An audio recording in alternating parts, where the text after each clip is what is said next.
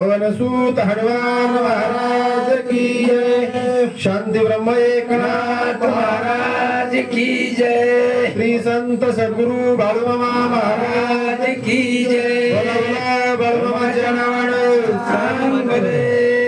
ऐसे देखो निरंतर आले तसे चालले केला नमस्कार तुझे भेटे शिरपवनात साधार एकांती।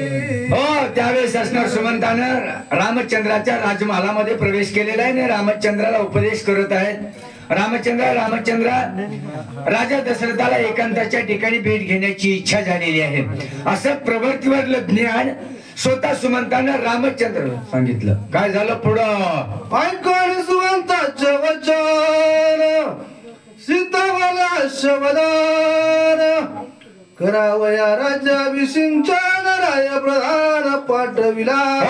कारण रामचंद्राला राज्याभिषेक होणार आहे म्हणून सुमंताला रामचंद्राच्या महालाच्या ठिकाणी पाठवलेला असा प्रतिभास निर्माण झाला। सीतेला वाटलं, सगळं नगरवासी जनाला वाटलं आता लवकरात लवकर रामचंद्राचा राज्याभिषेक होणार आहे असं मानस तयार झालं। ऐकून पित्याचा पणा शीघ्र उठविला रघुनंदन।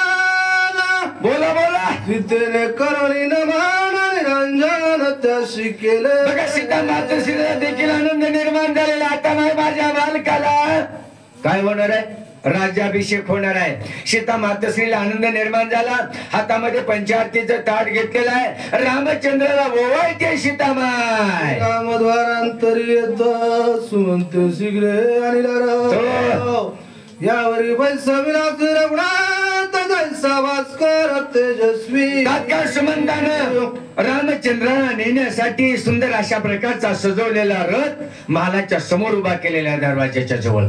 सीता मातोश्रीने रामचंद्राला जे ते पंचारती केलेली आहे, ज्याप्रमाणे आकाशामध्ये सूर्य चकाकावा त्याप्रमाणे असणार त्या सूर्याचं जे त्या रथाचं जे ते तेज होतं रामचंद्र त्याच्यामध्ये प्रविष्ट झालेले आहेत। काय झालं पुढं लक्ष्मण झाला छत्रधारी चवर सुमंताचे करी।